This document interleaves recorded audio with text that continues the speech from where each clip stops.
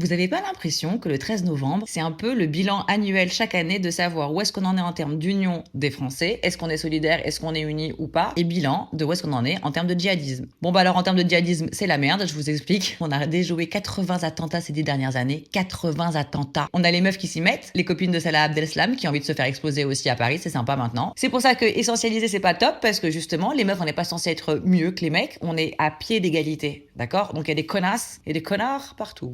Et donc, quel est le bilan 10 ans après? L'islamisme, il est monté comme ça, et l'union, elle est descendue comme ça. C'est proportionnel, on a l'impression presque. Parce que vraiment, le 13 novembre, ça a été le jour où on a été le plus unis. On avait la terreur, mais on avait l'union. Maintenant, on a des jeunes qui pensent que le djihad mondial, l'intifada, c'est sympa. Mais quel enfer! Et aujourd'hui, on n'a plus d'union. Et pourquoi est-ce qu'on n'a plus l'union? Parce qu'on nous divise sur les mots. On a le pouvoir des mots et la propagande. Et le fait que les gens ne connaissent pas les définitions des mots, ne veulent pas les chercher et pensent qu'ils ont la science infuse. Et tout le monde joue sur les mots. Entrisme, sionisme, islamo-gauchisme. Surtout, on est en train de confondre apparemment terrorisme et résistance. Avant, au moins, on était tous d'accord sur le fait que des terroristes étaient des terroristes, mais apparemment, aujourd'hui, les terroristes, ça devient des résistants. Et on confond aussi musulmans et islamistes radicaux. Ça n'a rien à voir. N'oubliez pas, s'il vous plaît, que le 13 novembre, on a le premier de colonne de la BRI pour sauver les otages. C'était qui? C'était un Français d'origine arabe, musulman, qui était fier de porter ce bouclier de 80 kilos pour aller sortir les otages, qui n'avait qu'une envie, c'était de rentrer et d'aller défoncer ces mecs. On a un musulman qui combat les islamistes radicaux, pas la résistance. Qui on a d'autres aussi? On a Sonia, c'est un nom anonymisé, qui a aidé à retrouver les terroristes du 13 novembre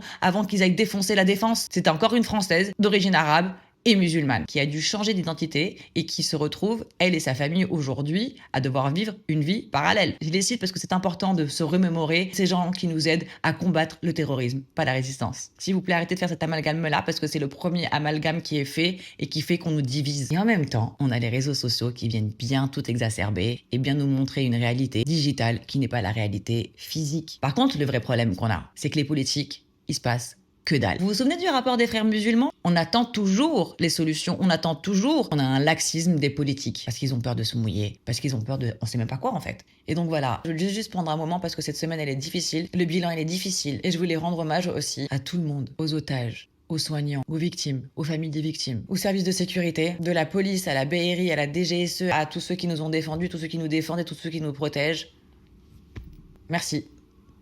Voilà, c'était juste un petit message pour vous dire que j'espère qu'on va retrouver cette union, qu'on va arrêter de confondre les mots, qu'on va arrêter de confondre les définitions, qu'on va arrêter de faire des amalgames et de demander à nos politiques de se bouger parce que sinon on n'a que les extrêmes. Parce qu'on a une menace mondiale en ce moment. On n'en a pas qu'une, hein, mais on a celle-là, on a l'islamisme radical. Bon voilà, dites-moi ce que vous en pensez. Et vive la France, vive les Français, vive l'union, vive le vivre ensemble. Bonne journée.